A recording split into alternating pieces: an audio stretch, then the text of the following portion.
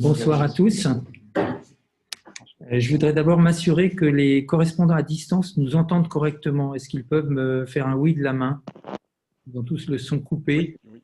J'en vois plusieurs qui lèvent la main, c'est donc qu'ils entendent correctement. De précaution oratoire, tout le monde à distance a son volume coupé. Je vais vous inviter, vous tous qui êtes à distance, à poser l'ensemble de vos questions par écrit.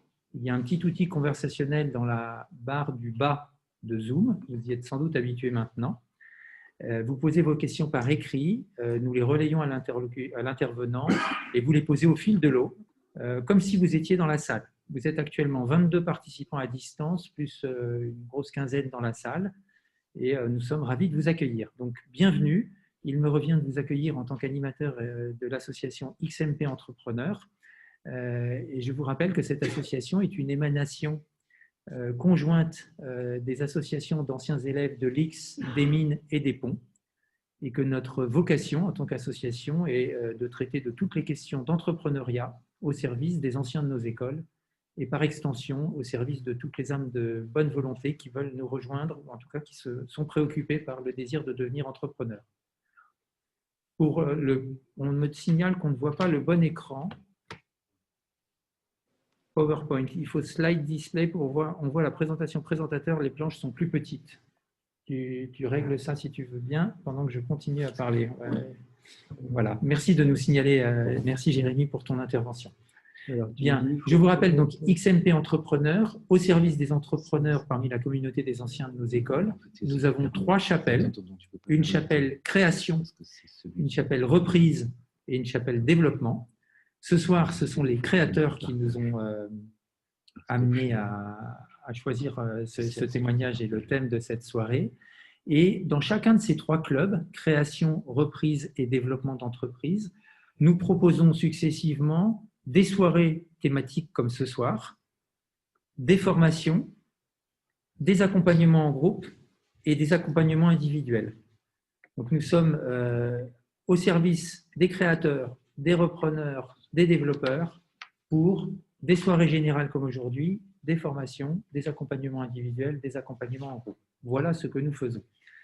Au passage, Jérémy vient de nous signaler qu'à distance, tout le monde entend bien. Vous êtes 22 à distance et une quinzaine dans la salle. Je passe la parole maintenant à Didier Launay, qui est l'animateur du Club des créateurs de XMP Entrepreneurs, et c'est Didier qui va introduire cette soirée. Je vous remercie toujours à distance d'utiliser l'outil conversationnel. Si par hasard vous n'entendiez pas bien ou quoi que ce soit, je tâcherai d'y remédier. Didier, c'est à toi. Merci Frédéric. Bonjour à tous. Voilà, ça y est, on peut me voir. Donc aujourd'hui, nous inaugurons une réunion mixte, à la fois en distance, 90, Coco, en présentiel. Donc, écrit en huitième. Les éventuels petits je vais voir, techniques, s'il y en a. Cette réunion est co-organisée avec l'Intermine et je vais passer la parole à Didier Carré, qui est le président de Mine Digital, qui va vous parler aussi de l'initiative G9+, qui va intéresser tous ceux qui s'intéressent à l'informatique et au digital. Je me mets en face de la caméra. Donc, bonjour à tous, bonsoir à tous. Donc, je m'appelle Didier Carré, je suis président de Mine Digital depuis quelques années et depuis la semaine dernière également président du G9+, dont je vais vous parler un tout petit peu. Mine Digital, vous allez sur le site pour les mineurs, le site Intermine, et vous le trouvez dans les clubs, et vous pouvez vous inscrire et pouvoir suivre notre actualité. Et en ce qui concerne le G9+, le site c'est g9plus.org. Il y a une newsletter aussi, sur laquelle tout le monde peut s'inscrire. Et c'est une association qui regroupe les clubs technologie des grandes écoles, aussi bien des écoles d'ingénieurs comme les mines, les X et les ponts, qui sont bien représentés ici, mais aussi les écoles de commerce, comme HSC, INSEAD, etc., également l'IAE, Paris, et Dauphine, et Sciences Po. C'est une association qui est regroupée en cycles, prospective, cycle RH, cycle Women Digital, et qui fait également des publications. Et donc, nous avons publié l'année dernière un livre qui était Le futur du travail. Et nous allons publier le 15 octobre, c'est la minute publicité, je m'excuse, le 15 octobre un livre sur un sujet très d'actualité, c'est digital et transformation environnementale. Donc ça sera aux alentours du 15 octobre et qui va être suivi par une convention d'engagement volontaire numérique qui sera portée avec l'Institut national du numérique. Voilà, donc ça c'est quelque chose qui intéresse aussi beaucoup les entrepreneurs. Et également, aussi pour les entrepreneurs, nous avons créé une association qui s'appelle European Champion Alliance, qui est une association, comme son nom l'indique, qui est franco-allemande. C'est en allemand, c'est plus compliqué. Et qui, l'idée, c'est de regrouper un écosystème de Français, d'Allemands, d'Autrichiens, de Suisses, parce qu'on ne peut pas faire autrement, ils sont toujours là, ceux-là, pour que les entreprises innovantes puissent se faire connaître au purée des grandes sociétés qui les recherchent et faire gagner du temps aux grandes sociétés qui les recherchent, les corporates comme on dit chez nous, pour les retrouver. Donc ça, vous les trouvez ça sur european-champions.org. Voilà. Moi, j'ai déjà pris beaucoup de votre temps et je vais passer la parole à Didier, l'autre à Didier. Merci Didier pour cette introduction donc, au G9+, mais pour ceux qui s'intéressent au digital, ça valait quand même le coup de signaler cette importante association. Aujourd'hui, nous avons la chance et le privilège de pouvoir recevoir Éric Courthéou, qui est un entrepreneur qui, pour tous nous autres entrepreneurs, est très intéressant, parce que non seulement il a créé son entreprise, mais il l'a développée et il va nous expliquer les affres de la création, mais également du développement. Donc, pour vous autres entrepreneurs, vous allez certainement apprendre beaucoup de choses intéressantes et n'hésitez pas à poser vos questions. Donc, pour ceux qui sont en distance, comme l'a dit Frédéric, les questions, vous les posez par le chat.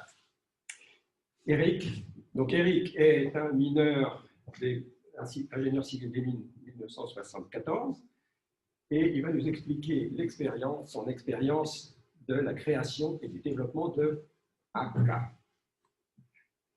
ACA. Oui, bonsoir à tous, bonsoir à toutes. Je dis toutes, je ne sais pas s'il y a quelques femmes à distance, ben bonsoir à toutes.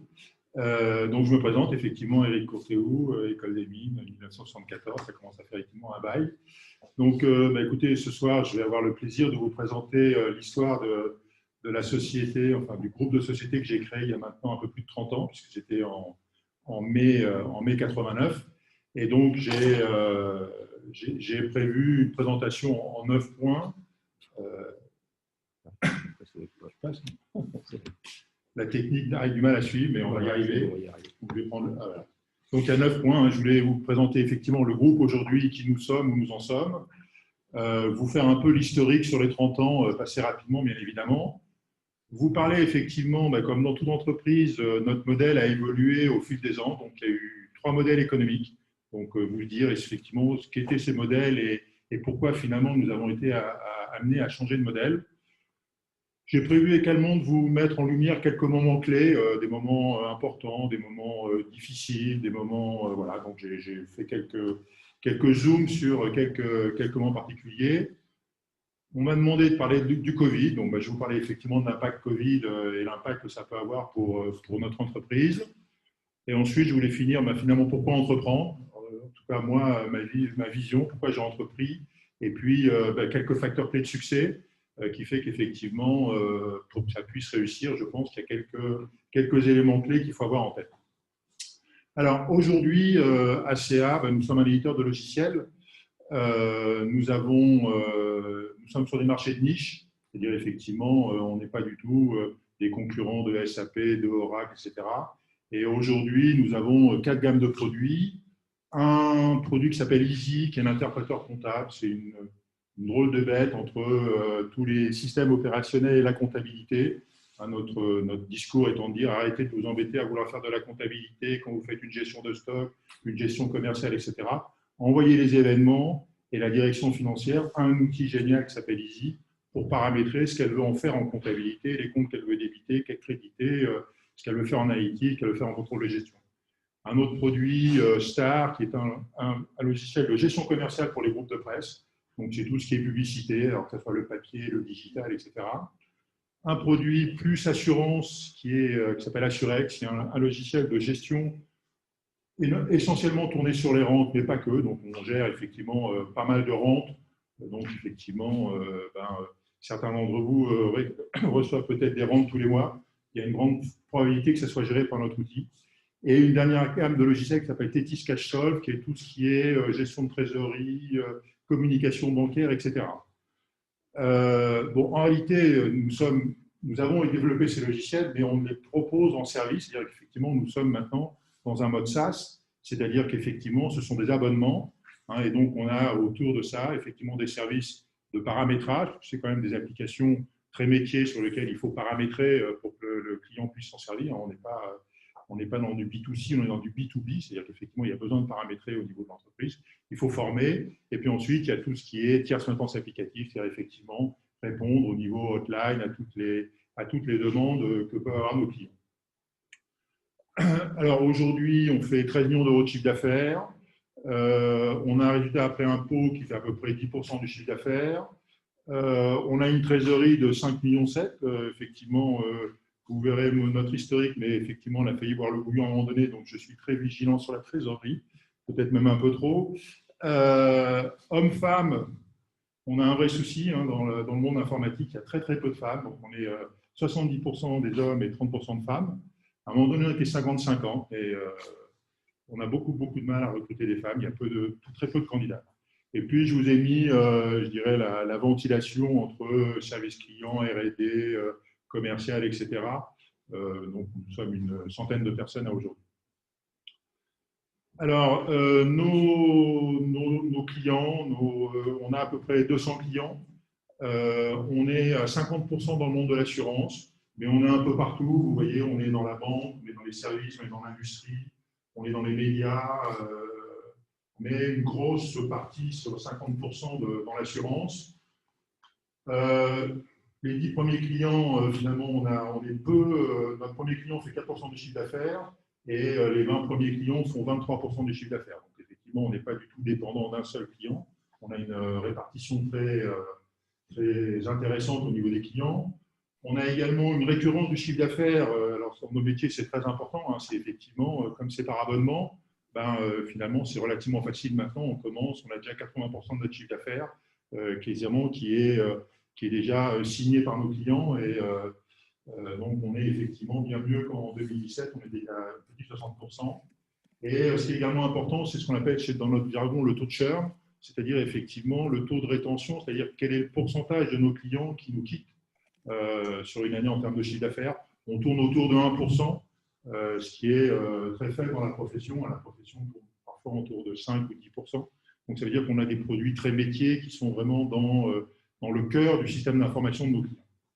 Et les taux de churn, c'est souvent soit des banques qui fusionnent, soit des sociétés qui déposent le bilan. C'est souvent des choses de ce genre, plutôt que des clients qui abandonnent nos produits pour des raisons, pour passer à des concurrents, je dirais.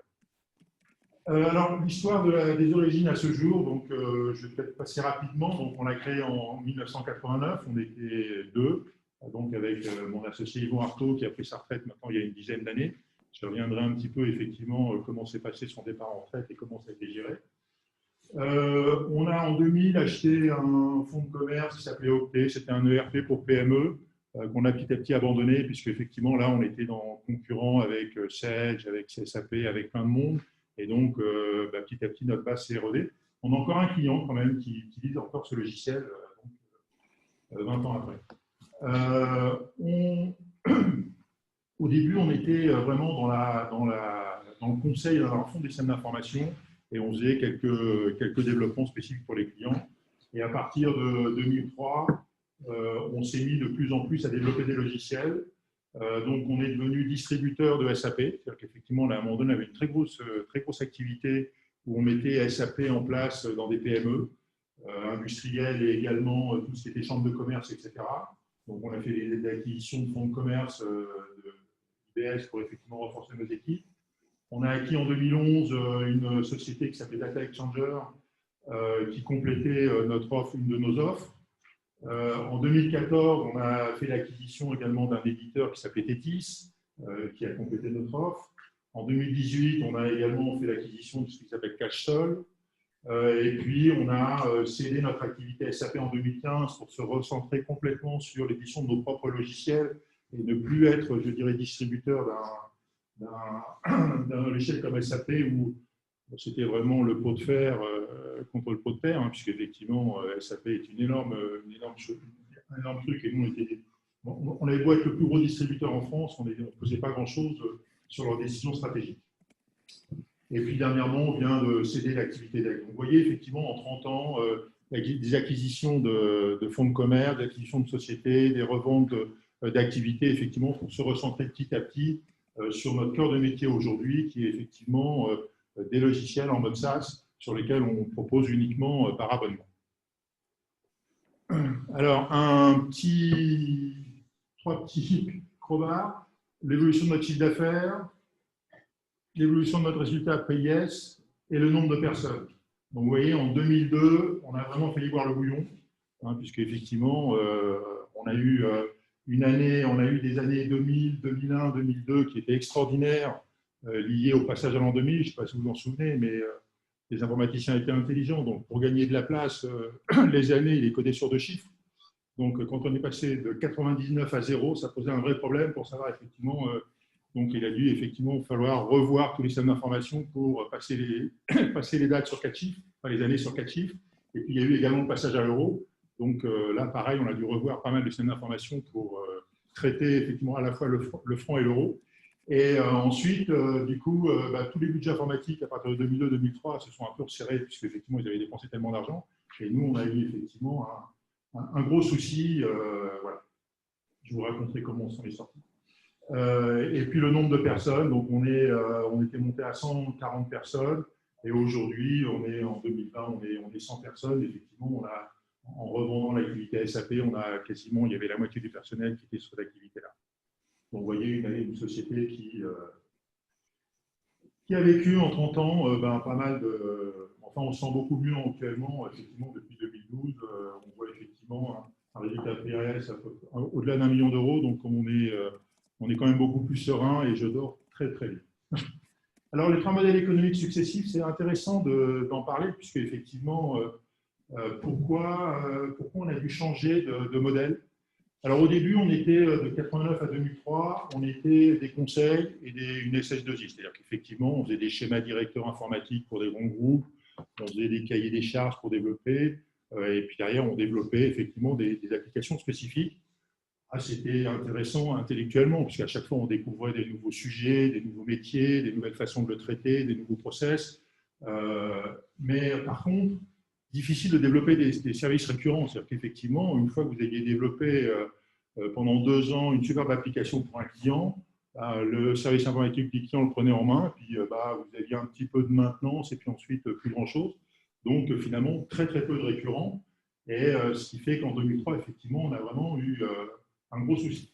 Donc, à partir de 2003, on s'est vraiment arrêté l'activité de conseil quasiment et arrêté le développement spécifique et on s'est mis sur l'édition de logiciels et l'intégration de nos produits chez les clients.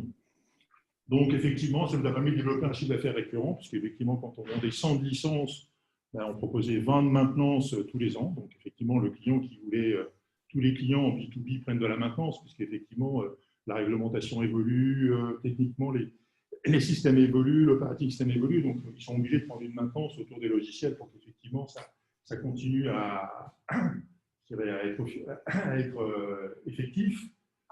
On avait un problème parce qu'on avait un mélange des genres intégrateur et éditeur. C'est-à-dire qu'effectivement, je me vois encore avec les grandes compagnies d'assurance, ils avaient choisi notre produit, on le mettait en œuvre, et puis ils me disaient, maintenant, M. Courtéou, cette fonction-là, vous connaissez notre métier, elle est indispensable. Ouais, vous avez raison, pourquoi vous ne l'avez pas? Et donc, on était un peu coincé, on était un peu obligé finalement de la développer en la faisant plus ou moins payer par le client. Dès qu'on dissocie les deux, quand vous avez un intégrateur qui est différent de l'éditeur, l'intégrateur dit « Attendez, monsieur le client, c'est vous qui avez choisi le logiciel, la fonction n'existe pas, on peut vous la développer, mais forcément, il faut la payer. » Donc, on avait ce souci de mélange des genres, et puis on avait des relations délicates et complexes en tant que distributeur, ce que je disais vis-à-vis de SAP. Effectivement, en France, SAP est une boîte extraordinaire, mais c'est des commerciaux, donc ils sont au quarter. Je peux vous dire que tous les fins de quarter, c'était l'enfer. Il fallait absolument booker, c'était prêt à tuer père et mère, à faire 30 ou 40% de réduction. Donc, c'était effectivement très dur à gérer. Donc, à partir de 2015, on a décidé de complètement migrer et de passer en mode SaaS. Donc là, maintenant, on a un récurrent de 80% de notre chiffre d'affaires. C'est un modèle de croissance très vertueux, puisque effectivement, c'est par abonnement et en plus, c'est des unités d'œuvre. Donc, par exemple, si on prend notre logiciel de gestion des rentes, effectivement, il y a de plus en plus de rentiers, donc il y a de plus en plus de rentes à gérer. Donc, finalement, nos abonnements évoluent tous les ans. De la même façon, si on prend tout ce qui est moyen de paiement, il y a de plus en plus de virements, etc. Donc, nos unités d'œuvre augmentent. Et puis ensuite, on a un BFR négatif, puisque effectivement, on facture en début d'année terme à échoir, donc on n'a vraiment pas de problème de trésorerie. Alors, notre stratégie actuellement avec notre modèle économique, on est sur des marchés de niche, c'est-à-dire qu'effectivement, on ne souhaite pas se battre avec tous les grands éditeurs, on n'a pas les moyens. Donc, par contre, on est les leaders sur nos petits marchés de niche. Donc, par exemple, la gestion des rentes, aujourd'hui, on est les seuls à proposer ce type de produit en France. Un exemple. Donc, on est en SaaS, c'est-à-dire que finalement, quand je vous dis qu'on est éditeur de logiciels, en réalité, c'est plus ce qu'on dit à nos clients. À nos clients, on leur vend un service. On leur vend un service pour les aider à gérer les ventes. Et donc, ils vont par abonnement. Et ce sont des solutions standards. C'est qu'avant, quand on allait chez le client avec un logiciel, on l'installait chez le client et puis chaque client disait « Ah oui, mais moi, je voudrais peut-être ce petit truc en plus, etc. » Donc, on avait tendance finalement, comme il le payait, à le développer. Et c'était finalement des choses qui s'ajoutaient à nos produits qui n'étaient pas toujours intéressants pour tout le monde. Maintenant, en mode SaaS, on dit « Attends, monsieur, il n'y a qu'une version qui tourne pour tout le monde. Pas possible de faire vos spécifiques. Ce n'est pas dans nos produits. Si vous voulez développer, mais développer ailleurs. » Donc, on est beaucoup plus dans un standard. En plus, on a décidé de passer par des partenaires. Alors, pourquoi? D'abord, parce qu'effectivement, je ne cours pas après, je dirais, le service de paramétrage, etc. Donc, je préfère effectivement confier la mise en œuvre de nos logiciels, donc de nos services, à des partenaires pour plusieurs raisons. Un, parce qu'effectivement, c'est plus compliqué, je dirais, à gérer des consultants autour de ça. C'est des gens qui ont effectivement parfois un peu la grosse tête, je dirais, entre guillemets. Mais en plus, l'avantage de passer par des partenaires, c'est que les partenaires sont intéressés à mettre en œuvre nos produits et donc ils parlent de nos produits. Et donc, du coup, c'est une force de vente complémentaire à la nôtre. Non pas qu'ils vendent nos produits, mais ils en parlent aux prospects. Et donc, on reçoit des appels d'offres qu'on n'aurait pas si on n'avait pas effectivement travaillé avec des partenaires. Donc, pour nous, c'est effectivement important. Et c'est un virage qui n'a pas été simple à prendre, puisqu'effectivement, nos consultants ne comprennent pas pourquoi effectivement on confie les missions à nos partenaires. Et c'est compliqué de leur dire, attendez, nous, ce qu'il faut, c'est qu'on ait de la valeur ajoutée. Donc, on ne va pas les laisser seuls. On va effectivement auditer ce qu'ils font. On va avoir l'expertise par rapport à ça. Mais ça a été une transformation assez complexe quand même, effectivement. On fait de la croissance externe, effectivement, sur des services qui complètent nos offres. Donc, effectivement, on a eu l'habitude d'intégrer de nouvelles équipes, etc. Et donc, on est à l'écoute sur le marché pour pouvoir intégrer de nouvelles solutions. Et puis, bien évidemment, on est dans l'innovation. Donc, on fait évoluer nos offres avec les nouvelles technologies. Et puis, on a également des nouveaux services autour de nos offres. Par exemple, si on prend les rentes, je vous en parlais tout à l'heure, mais vous n'êtes pas sans savoir qu'il y a la retenue à source qui est apparue il y a quelque temps. Et donc, ça ne concernait pas uniquement les salaires, mais également les rentes. Donc, on a proposé à nos clients, effectivement, assureurs, de pouvoir gérer la relation avec la Direction générale des finances pour savoir effectivement quel taux il fallait prélever à chacun des individus. Et puis, effectivement, prélever au niveau de la rente et renvoyer effectivement les informations à la Direction générale des finances. On vous pose déjà une question de la salle. Bonjour, pouvez-vous élaborer sur les services? Qu'est-ce que vous offrez en plus du logiciel? Alors, au niveau des services, il y a effectivement, on est en train de réfléchir d'ailleurs pour élargir notre palette, mais étant effectivement nos solutions donc, sont en mode SaaS, c'est-à-dire qu'effectivement, on a une hotline. Donc, d'abord les services, c'est dans un premier temps la mise en œuvre chez le client, c'est-à-dire effectivement paramétrer, si on parle par exemple sur la partie communication bancaire, c'est de paramétrer. Alors, on a plus ou moins de missions en fonction effectivement des équipes que mes clients, mais ça va être de paramétrer les différentes banques, les différents signataires, les différentes autorisations, etc. Donc, il y a toute la problématique de mise en œuvre de la solution, même si elle est en mode SaaS. Et puis ensuite, il y a la formation des utilisateurs. Et puis derrière, il y a la hotline, puisqu'effectivement, les clients vont devoir évoluer. De temps en temps, ils veulent, je ne sais pas quoi, modifier un signataire, rajouter un compte bancaire. Ils ne savent pas forcément comment le faire. Et donc, effectivement, on leur propose des services de complément à ce niveau-là. Mais c'est vrai qu'on est en train de réfléchir pour élargir effectivement ces services et proposer des services métiers un petit peu plus forts. Par exemple, aujourd'hui, on a des clients au niveau communication bancaire qui nous demandent de vérifier tous les matins que tous les liens avec les banques se sont bien passés, que les virements qu'ils ont programmés ont bien été envoyés et d'appeler les banques si jamais il y a eu un souci et de traiter un problème plus métier finalement. Donc, on est de plus en plus effectivement amené à proposer ce type de service complémentaire. Une nouvelle question de la salle. Est-ce que les mêmes experts en conseil SSI, est-ce que c'est SSI ou SS2I, je ne sais pas, ont pu devenir les personnes en charge du support des partenaires ou bien d'autres profils ont été nécessaires? Non, ce sont les mêmes profils, mais ceci dit, ça nécessite effectivement une certaine éducation, une certaine formation, parce qu'effectivement, entre faire et faire, c'est toujours un peu plus compliqué. Enfin, c'est différent en tout cas. Donc, effectivement, mais ils ont les compétences pour le faire, pour le faire faire. Et donc, c'est globalement à peu près les mêmes profils quand même. Alors, on s'est posé effectivement, comme toute entreprise, dans notre raison d'être, nos pratiques, ce que nous faisons, comment nous réussirons, ce qui est important pour nous. Donc, notre raison d'être, le respect des individus et l'apport de valeur permettant une relation pérenne et de confiance pour un avenir ambitieux. Il faut vous dire que pour faire ça, on a fait intervenir un consultant extérieur qui nous a aidés. Et effectivement, c'est quelque chose qu'on pousse auprès de l'ensemble de nos collaborateurs. Nos pratiques, donc nous avons nos offres de façon indépendante et autonome, en collaboration avec des partenaires pour poursuivre le développement d'ACA et satisfaire nos clients. Nos compétences métiers, notre activité et la relation de confiance depuis plus de 30 ans avec nos clients et collaborateurs sont notre référence. Effectivement, on s'aperçoit qu'on a des clients qui sont quand même très fidèles. Notre premier client était le groupe Les Échos. C'est toujours, que j'ai signé en 1989, quasiment, on a créé la société au mois de mai et je crois qu'en juin, j'ai commencé une mission pour eux. Et c'est toujours notre client et c'était notre plus important client l'année dernière. Donc, on a une relation de très longue durée avec nos clients, même si on voit beaucoup de directions générales passer, mais nous, on reste. Ce que nous faisons, donc concevoir et proposer des services SaaS sur l'interlocuteur métier de nos clients, des services SaaS pour répondre aux besoins fonctionnels de nos clients, notamment des métiers de l'assurance et de la finance. On est essentiellement effectivement sur ces deux métiers. Des services SaaS sur l'optimisation et la traçabilité, la fiabilisation et la sécurisation des processus de gestion et ainsi augmenter la valeur ajoutée de nos clients.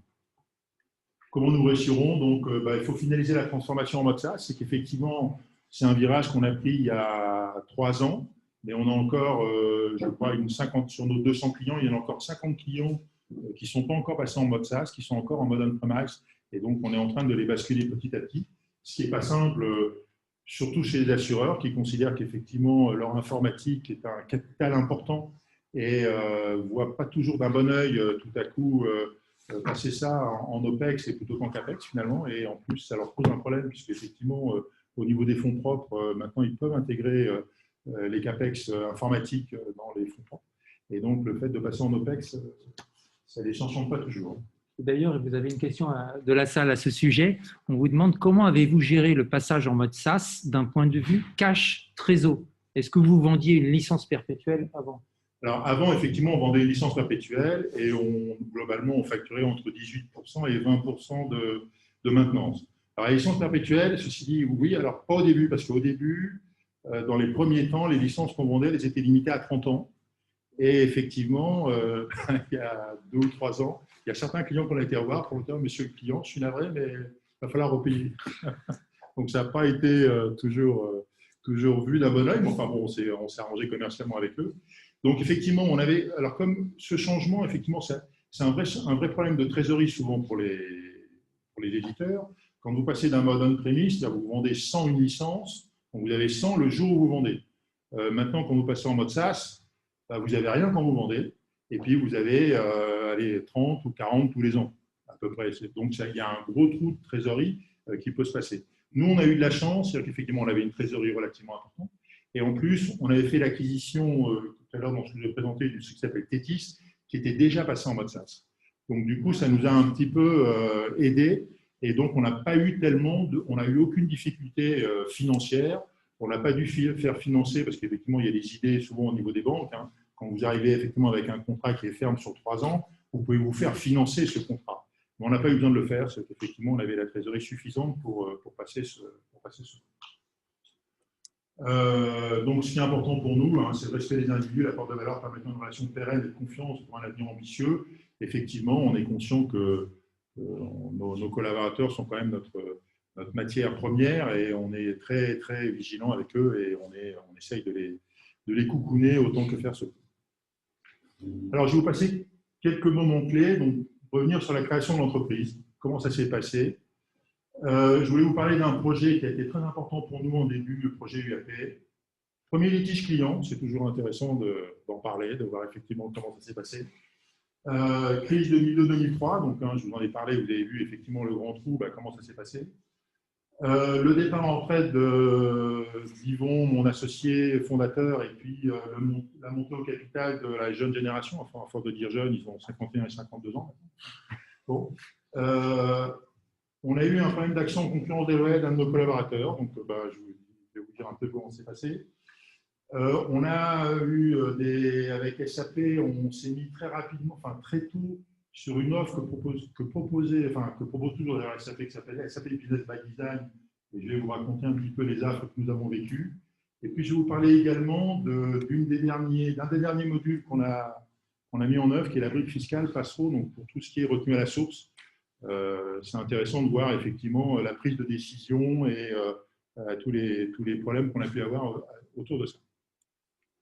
Alors, création de l'entreprise, j'avais essayé alors, moi, finalement, en sortant de l'école, je suis parti dans ce truc qui s'appelait Anderson Consulting, qui s'appelle Accenture maintenant, pour faire du conseil, donc pendant 7 ans.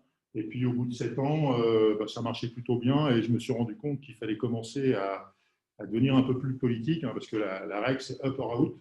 Donc, à bout d'un moment, il faut commencer à faire des coudes et puis expliquer aux associés que le gars, il est pas mal, mais je suis peut-être un peu mieux que lui. Enfin, bon, ça ne me plaisait pas trop. Donc, du coup, je suis parti et j'avais fait un premier essai en 86 avec 2 anciens collègues de démarrer la société. Donc, nous même 3 anciens collègues d'Accenture, Anderson Consulting à l'époque. Et il m'avait dit, écoute, oui, c'est vachement intéressant ton truc, on avait pas mal travaillé sur un business plan, etc. Puis finalement, démarre, et puis si ça marche bien, on te rejoindra. Je lui ai dit, écoutez, vous êtes des amis, je veux vous rester des amis, mais vous venez maintenant ou vous ne venez pas. Donc, du coup, on n'est pas parti en 86, donc eux sont restés chez Anderson Consulting.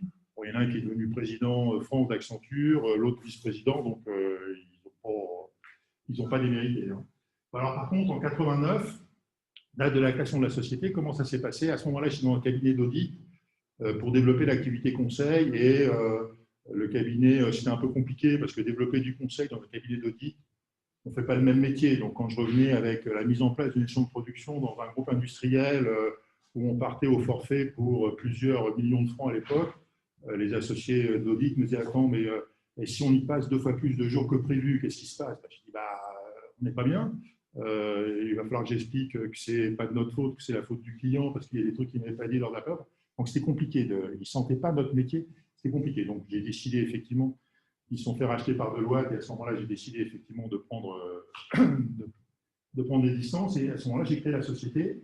Et finalement, j'avais un ami qui était patron informatique d'un grand groupe dans la distribution, qui avait lancé un appel d'offres chez ma directeur. Et donc, j'avais dit, est-ce que je peux postuler? Il me dit, écoute, pourquoi pas. Donc, moi, j'étais à l'aise sur la partie fonctionnelle, mais sur la partie technique, je n'étais pas très à l'aise. Et donc, du coup, je me suis rapproché de quelqu'un que je connaissais, qui est donc devenu mon associé, et on a décidé effectivement de répondre ensemble. Et puis, on n'a pas eu l'appel d'offres, et on a quand même décidé de monter la société, même sans avoir eu effectivement une réponse favorable à l'appel d'offres, parce que finalement, on se connaissait déjà, mais en travaillant sur le dossier, on avait compris qu'on était très complémentaires et qu'on avait des choses à faire ensemble. Et à cette époque-là, on était même 3. Finalement, le troisième, au bout d'un moment, on ne le sentait pas bien. C'est-à-dire qu'effectivement, C'était quelqu'un qui avait une forte compétence technique. Mais un soir, on s'est appelé avec Yvan. Attendez, je n'ai pas compris, là, comment tu l'as trouvé? Écoute, j'allais également t'appeler. Ouais, on a senti qu'il tirait un peu trop la couverture à lui. On s'est dit, ce n'est pas possible. On va pas avoir un affectus associatif. Donc, effectivement, je pense que c'est important de se sentir effectivement à l'aise avec la personne avec qui vous montez la société. Et je pense que la société, je ne l'aurais pas montée seule. Je pense qu'effectivement, on est parti à deux. On a une égalité complète entre les deux fondateurs. C'est-à-dire qu'effectivement, on avait le même niveau de salaire, on avait le même nombre d'actions, on avait tout était identique, même si nos contributions étaient différentes. Lui était beaucoup plus technique, moi j'étais plutôt consultant et commercial. Mais bon, j'estimais que la contribution ne se mesurait pas aux nouveaux clients ou aux affaires gérées, et qu'effectivement, on était ensemble dans le même bateau, on avait chacun une rame et qu'il fallait ramer de la même vitesse, sans ça, on n'allait pas y arriver. Complémentaire et respect entre les deux fondateurs. On n'a pas fait de pacte d'actionnaires. Finalement, on a fait une société anonyme et les statuts de la SA, c'était des statuts classiques. On ne s'est pas pris le chou et finalement, ça a bien duré. On n'est jamais remonté effectivement au niveau des statuts de la société pour se poser des questions. Donc, on n'a jamais eu à... Alors, parce qu'on n'a pas eu de conflit peut-être, mais donc, ça n'a pas été une question pour nous finalement. Ça n'a pas été une question, c'est toujours pas une question. Soutien familial, bon, ça je pense c'est important. Donc Yvon, lui, était célibataire à l'époque, divorcé à l'époque. Moi, mon épouse était avocat d'affaires, bon, et elle était plutôt 150% d'accord pour que je parte. Et donc, on avait effectivement un soutien sans aucun problème au niveau familial. On avait quelques clients qui nous ont suivis, mais pas suffisamment pour vivre, mais au moins en tout cas pour s'occuper au début.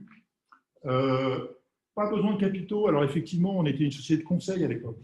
Donc finalement, si vous n'avez pas besoin de beaucoup d'argent au début pour vivre, finalement ça se passe plutôt bien. Vous payez au minimum.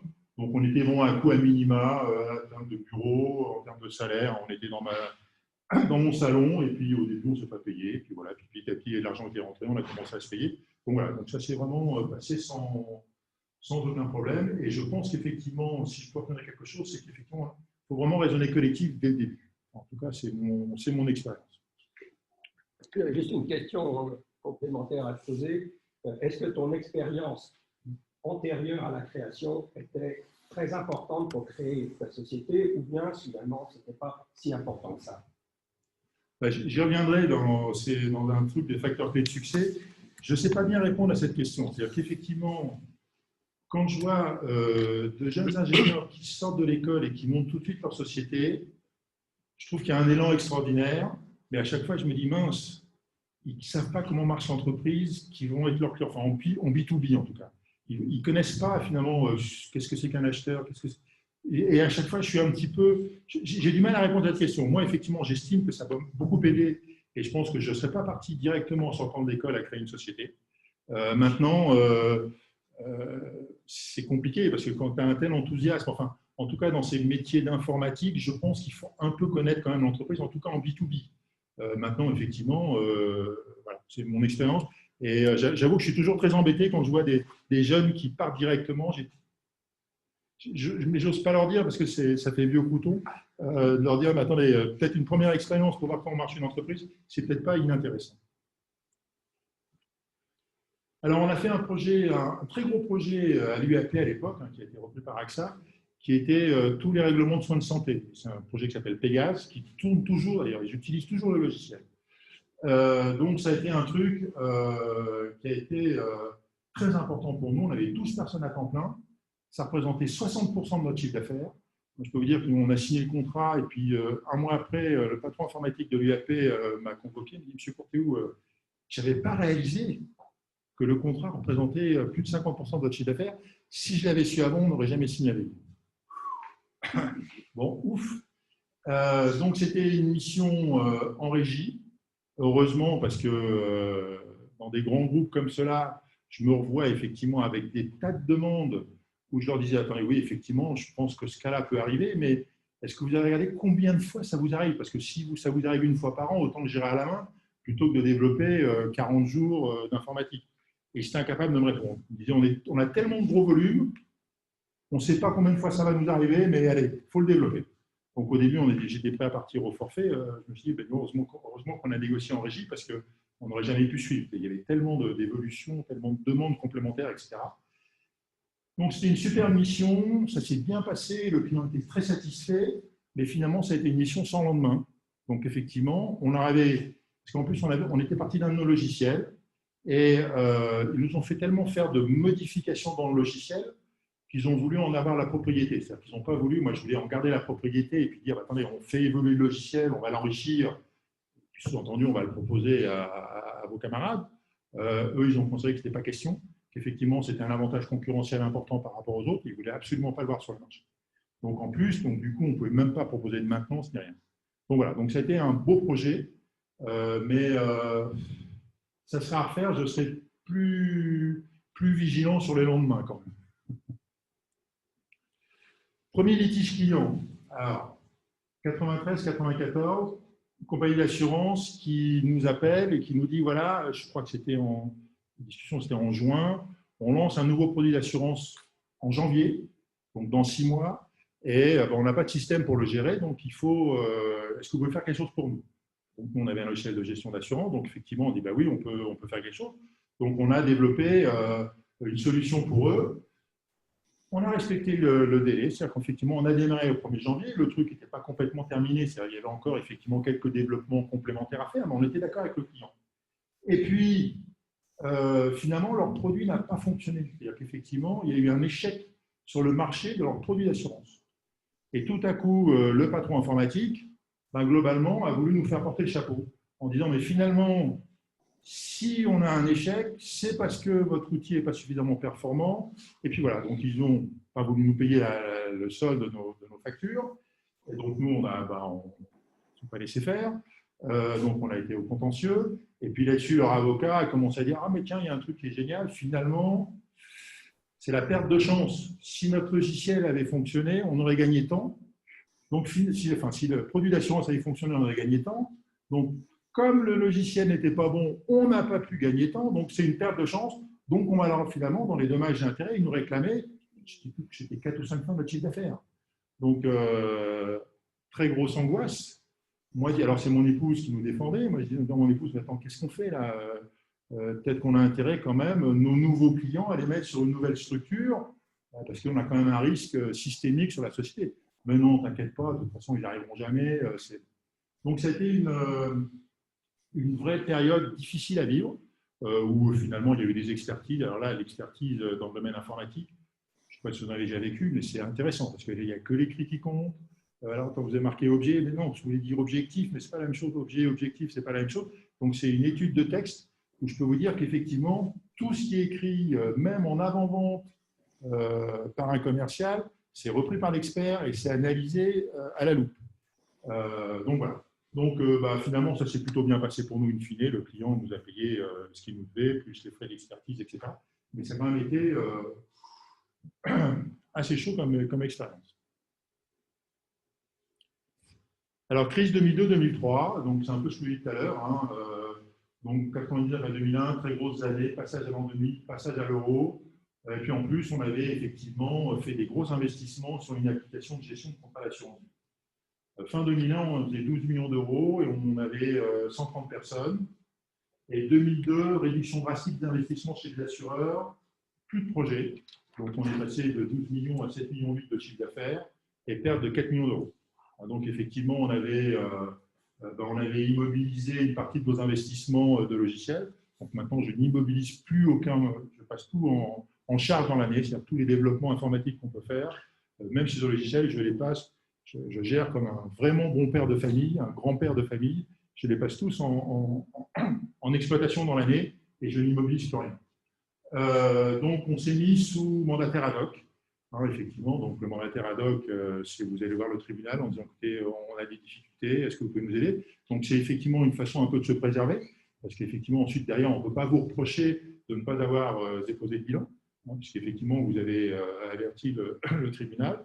Et donc, il nous a aidé à négocier avec les banques, avec l'URSSAF, etc. Avec les banques, effectivement, je m'en vois encore avec un chargé de compte du Crédit Agricole, parce que je suis très transparent avec les banquiers. Effectivement, je leur fais un reporting trimestriel. Donc là, je voyais nouveau gestionnaire de compte du Crédit Agricole que je ne connaissais pas, on se présente, etc. Et je lui raconte les difficultés qu'on a. J'ai eu l'impression que le gars, il se levait, il retournait sa veste en disant, mais attendez, vous avez des opérations de découvert, on les supprime, vous avez machin. Je lui dis, attendez, vous me précipitez dans le gouffre. Donc, oui, il n'en avait rien à foutre. C'était un jeune qui arrivait, il ne voulait surtout pas avoir une société qui déposait le bilan dans son... Enfin, être collé avec celui qui avait les risques de dépôt de bilan. Et finalement, alors on licencie 50% du personnel. Ça, je peux vous dire que c'est très dur quand vous licenciez des gens. Finalement, vous n'avez rien à leur reprocher. Le seul reproche, c'est que vous avez mal géré le truc, vous n'avez pas anticipé, et c'est un vrai drame. C'est pas financier, c'est psychologique. Pour moi, c'était une expérience très, très douloureuse. Alors, on a recherché un partenaire industriel et on avait un client qui nous a aidés et qui a fait un audit. Après l'audit, il m'a dit, écoute Eric, c'est encore pire que ce que tu m'as raconté, mais bon, on croit en toi, on te connaît, on a confiance, allez, on va mettre 50%. Et donc, ils sont rentrés dans le capital. On avait 55 ans. Ils n'avaient pas une action de plus. On était vraiment obligés de s'entendre et ça s'est super bien passé. En plus, ils nous ont un petit peu obligés, comme ce n'était pas du métier, ils nous ont obligés à avoir un reporting qui soit effectivement parlant pour eux. Donc, c'était assez intéressant et donc, ils nous ont effectivement, on a mis en place pour eux des tableaux de bord qui nous servent toujours. Ils nous ont poussé également de nous orienter vers le chiffre d'affaires récurrent. Donc, c'est à ce moment-là, effectivement, qu'on a basculé de modèle économique. Alors, départ d'un des deux fondateurs et montée au capital de la génération. Donc, 2008, souhait de mon associé de partir en retraite. Et finalement, on avait des jeunes managers et on leur avait dit, écoutez, il piaffait un petit peu d'impatience pour monter au capital. Donc, il y en avait 4. Et finalement, il y en a 2 qui ont décliné à ce moment-là, et puis 2 autres qui se sont dit, bah oui, nous, ça nous intéresse et on va se débrouiller effectivement pour monter au capital. Donc, on a créé une holding animatrice. Donc, moi, j'ai apporté une partie de mes titres. Eux, ils ont emprunté et la société holding a emprunté. Et aujourd'hui, cette holding contrôle 80% du groupe et on est tous les 3 stricte égalité. On a un tiers. On a un tiers chacun. C'est-à-dire qu'effectivement, moi qui suis le vieux de la bande, s'ils veulent me virer demain, ils peuvent me virer. Mon épouse m'avait hautement déconseillé de le faire. Et moi en disant, écoutez, non, voilà, on est égalité, maintenant à moi de prouver que j'ai encore mon utilité. Et ça se passe très bien, on est toujours ensemble et ça se passe plutôt très bien. Alors, ce qui a facilité quand même l'opération, et ça c'est un élément non négligeable, au niveau financier pour la sortie de l'autre fondateur, c'est qu'effectivement, j'avais mené une opération immobilière, on avait acheté les locaux dans lesquels on était, et la revente des locaux, globalement, nous a permis effectivement un niveau de cash très important. Et donc, finalement, ça a facilité son départ. Il n'était pas un homme d'argent, et il avait suffisamment déjà avec le rachat de cette action, mais également l'opération immobilière, il a pu construire sa maison en Corse. Voilà. Donc, il n'y a pas eu d'adhérence trop forte financièrement au départ d'un des 2 fondateurs. Et donc, de ne pas négliger l'aspect immobilier. Alors maintenant, avec le Covid, je ne sais plus trop quoi dire, mais bon, en tout cas, à l'époque, effectivement, plutôt de payer des loyers. Alors, si ce n'est que le seul truc, c'est qu'effectivement, on n'avait pas de garantie, on n'avait aucune garantie sur la société. On avait simplement une garantie sur l'immeuble. Et quand on a failli, on n'était pas loin de déposer le bilan, notre inquiétude, c'était effectivement l'immeuble qui était en leasing. On s'est dit, oh là là, attention, là, on risque de tout perdre, mais finalement, on s'en est bien sorti. Action concurrence déloyale. Donc ça, c'est une autre partie de notre aventure.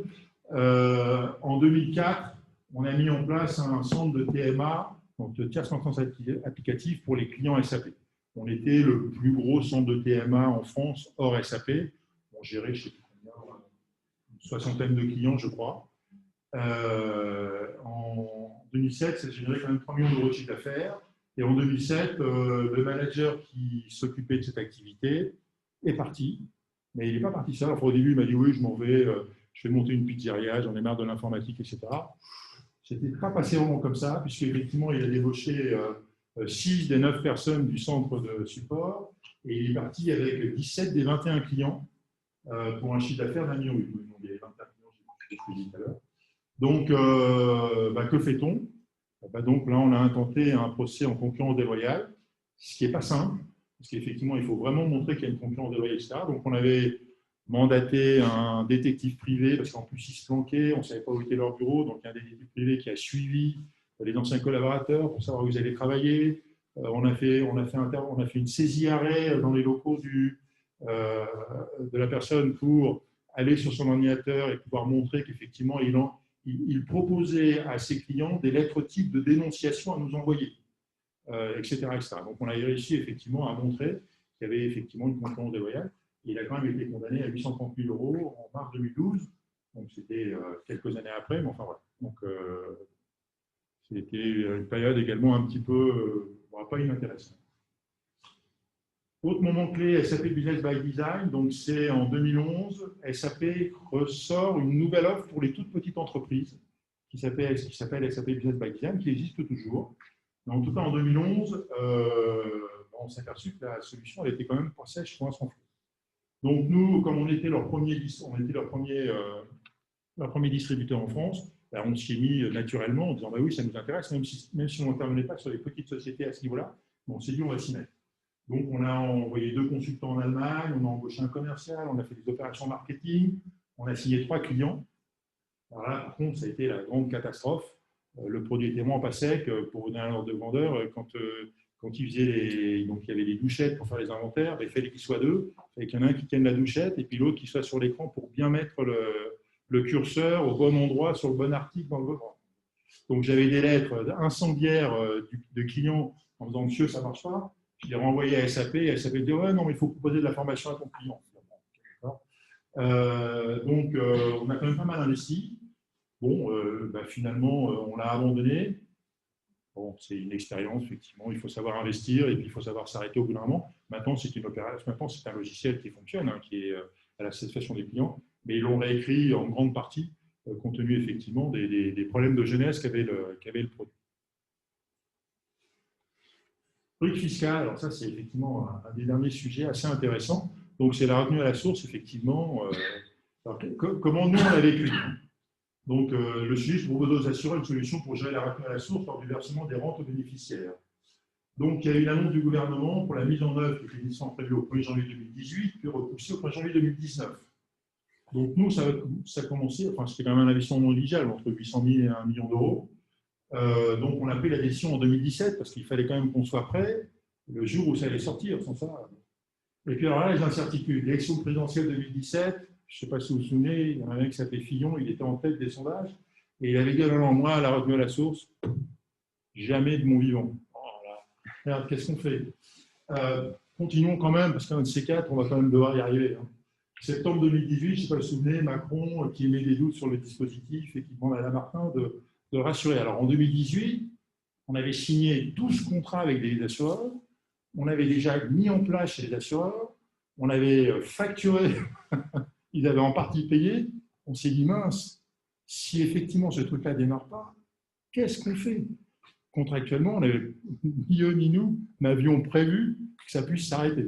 Je peux vous dire qu'on n'a pas bien dormi pendant quelques jours. Heureusement, ça s'est bien passé. Donc, on a une vingtaine de clients pour 800 000 € de chiffre d'affaires par an. Donc, c'est une super opération. Mais ça n'a pas toujours été évident. Donc, effectivement, il faut savoir prendre des décisions, prendre un peu quelques risques et s'y tenir dans un environnement qui est pas toujours certain. Alors, sur l'impact Covid, donc nous, finalement, on a mis en place, comme effectivement on est en mode SaaS, c'est-à-dire qu'on assure effectivement ce qu'on appelle le run, c'est-à-dire le fonctionnement des outils de nos clients. Donc, nos clients, effectivement, s'inquiètent de savoir quelles dispositions on a bien pu prendre pour assurer la continuité de service. Donc, bien évidemment, on a mis en place notre plan de continuité d'activité qui était prêt.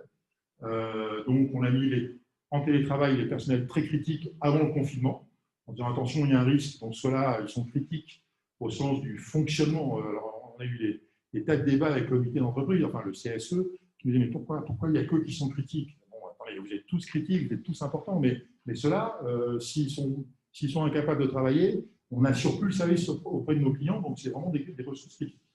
Donc on a communiqué là avec les clients et on faisait 3 réunions internes de comité de direction par semaine. Donc, je peux vous dire qu'on était tous en téléconférence et on a passé en télétravail à temps plein tout le personnel pendant le confinement sans aucun problème technique. Alors, il faut dire qu'on était déjà en télétravail, on leur permettait de faire une journée de télétravail par semaine. Donc finalement, on avait les outils, on savait comment s'y prendre. Donc finalement, ça s'est plutôt assez bien passé. Enfin, côté employeur, c'est bien passé. Alors maintenant, les collaborateurs, effectivement, ceux qui avaient des enfants chez eux, etc., ça n'a pas été simple. Mais je dirais pour nous, employeurs, il n'y a pas eu de problème technique.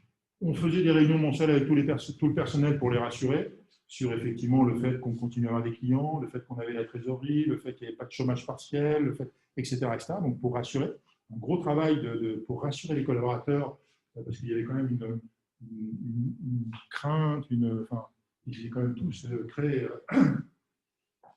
très impactés quand même. Hein. On n'a fait aucun dispositif financier, on n'a pas mis en place de plan garanti par l'État, on n'a pas mis de chômage partiel, on n'a pas décalé de charges, enfin rien du tout. On a eu quelques décalages de projets chez des clients, mais alors c'était bizarre, d'ailleurs c'était plutôt des gros clients, et finalement les problèmes qu'ils ont eus, c'est qu'effectivement tout le monde étant en télétravail chez eux, tout à coup les équipes projets, finalement on leur a dit arrêtez un peu de bosser parce que les gestionnaires, il n'y a pas assez de réseau pour les gestionnaires. Donc, on a eu quelques projets qui ont été repoussés pour des problèmes de performance du réseau des clients, parce qu'effectivement, le réseau était en partie saturé par les gestionnaires. Donc, on a eu quelques décisions de décalage sur les projets. Alors, effectivement, l'impact sur le chiffre d'affaires, c'est de l'ordre de 7% par rapport au budget. Enfin, si on fait quand même un budget supérieur de 12% par rapport à 2019. Et notre véritable seule inquiétude, c'est effectivement le dépôt de bilan de certains clients. Camailleux, on en a quelques-uns où on se dit attention, ils ne vont pas bien et s'ils disparaissent, bien évidemment, la solution disparaîtra. Enfin, l'utilisation de la solution chez eux disparaîtra. Donc voilà, donc le Covid, même pas mal. Ouais, enfin, si, c'est pas simple. Hein. Alors pourquoi entreprendre? Donc là, j'ai essayé de. Didier m'a demandé de réfléchir pourquoi j'ai entrepris. Alors, finalement, pourquoi entreprendre? Pour moi, une autonomie, ça ne doit pas dépendre d'une hiérarchie hors sol. Effectivement, là, j'ai qu'à m'en prendre qu'à moi-même hein, si je ne suis pas content. Je n'ai pas quelqu'un au-dessus de moi qui comprend un métier, qui vient me dire ce qu'il faut faire, même si je ne suis pas d'accord. Pas besoin de flinguer ni de manœuvrer pour progresser. C'est effectivement ce que j'ai commencé à sentir chez les employeurs en disant non, moi je n'ai pas envie d'être dans ce trip-là. Et donc, voilà. L'autonomie, pour moi, c'est important. Responsabilité, ça, c'est effectivement, c'est génial. On est vraiment responsable de tout ce qu'on fait. Si ça marche, on n'est pas les seuls. Si ça ne marche pas, on est quand même fortement responsable. Et je peux vous dire que, d'ailleurs, dans ceux qui, au début, réfléchissaient à monter une structure avec moi et qui ont eu des responsabilités assez importantes, il y en a, ils m'ont raconté, mais c'est terrible. Ils voulaient lancer un business, il y avait un mec de Chicago qui ne connaissait rien, qui lui mettait des bâtons dans les roues, etc. Ils vivaient ça très, très mal. Alors que, bon, moi, j'ai pas eu à commencer. Effectivement, le challenge, je pense que c'est intéressant. Effectivement, entreprendre, c'est vraiment un vrai challenge. Hein. Il faut se remettre en question régulièrement. Parce qu'effectivement, il ne faut pas avoir trop de certitudes, parce que sans ça, vous êtes vite pris dans le piège. Il ne faut pas satisfaire des positions acquises. Et puis, tout mettre en œuvre pour faire progresser le collectif. Effectivement, on ne réussit jamais seul. Hein. Donc, à la fois au niveau des associés, mais au niveau des collaborateurs, au niveau des managers, savoir les entraîner, savoir les faire progresser, etc. Être à leur écoute. On maîtrise du terrain professionnel. Choix des marchés produits, c'est sûr que je n'ai pas de problème par rapport à ça. Et je pense qu'il faut avoir le goût de construire, hein, à la fois l'équipe et puis la pérennité de la structure. Effectivement, moi, je n'ai pas entrepris, en tout cas, pour faire un coup financier et revendre 3 ans après pour repartir sur une nouvelle aventure. Ça aurait pu être un schéma, mais ça n'a pas été mon schéma. Moi, effectivement, j'ai plutôt voulu m'inscrire dans la durée.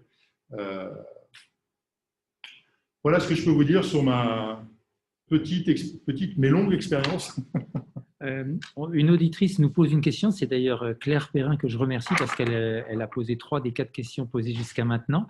Elle nous demande, pouvez-vous partager avec nous quels indicateurs clés vous suivez dans votre tableau de bord?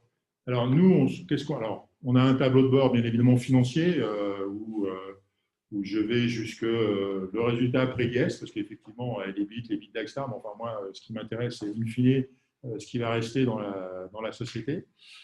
Donc, on a effectivement ce que ça. On suit, donc on a des indicateurs qualitatifs, c'est-à-dire effectivement, ça va être sur la qualité des logiciels, donc effectivement, le temps passé en maintenance, et effectivement combien de jours on a passé en maintenance sur les différents produits. Donc, on dissocie la partie maintenance corrective de la partie maintenance évolutive pour voir effectivement la qualité de nos produits. On mesure également maintenant avec des outils les tests qui sont faits. Il y a des possibilités de tests automatiques en informatique. Donc, on regarde, alors comme on a beaucoup, on existe depuis 30 ans, donc on a des logiciels certains sont anciens, donc on est constamment en train de les réécrire, pas complètement, mais en partie quand même.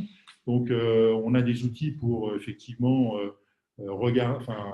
analyser les tests automatiques et de savoir effectivement quel est le pourcentage de tests automatiques qu'on a pu lancer sur nos logiciels, et on challenge nos équipes pour qu'effectivement ce pourcentage augmente.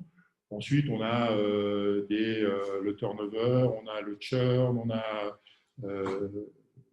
les délais de paiement client, on a des trucs un peu classiques. Mais je dirais sur la partie plus technique, c'est effectivement quand même orienté sur la qualité de ce qu'on peut développer, et finalement on le voit par les coûts induits souvent liés au niveau de la main.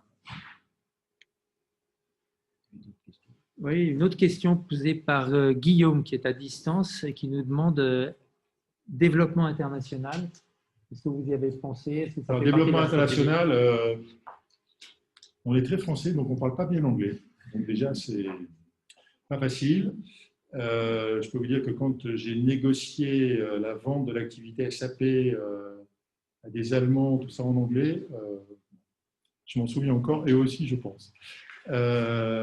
Donc, on avait essayé en Allemagne, on avait effectivement pris un partenaire en Allemagne sur notre outil de flux financier, sur notre logiciel Easy, mais ça n'a pas fonctionné. C'est-à-dire qu'on avait effectivement embauché un commercial avec eux qui devait travailler sur les deux côtés, mais finalement, ça n'a rien rendu. Et là, on a embauché un commercial il y a maintenant 18 mois pour s'activer un peu plus. Et donc, on a choisi des marchés que lui connaissait, mais qui peuvent paraître effectivement un petit peu hétéroclites. On est en train de regarder plus en détail sur la Grèce et sur la Belgique. Donc, on a effectivement aujourd'hui quelques clients à l'international, mais qui sont plutôt des clients français qui nous ont emmenés dans leur filiale. Et donc, aujourd'hui, on regarde la Grèce et la Belgique. Donc, on a effectivement quelqu'un qui tourne, et on regarde plutôt d'ailleurs des filiales de grands groupes. Voilà. Mais on est en plus là, le Covid a un peu tout arrêté, donc le pauvre, il galère pas mal. Mais c'est vrai que l'international, c'est un vrai sujet, et c'est un sujet dont il faut s'occuper.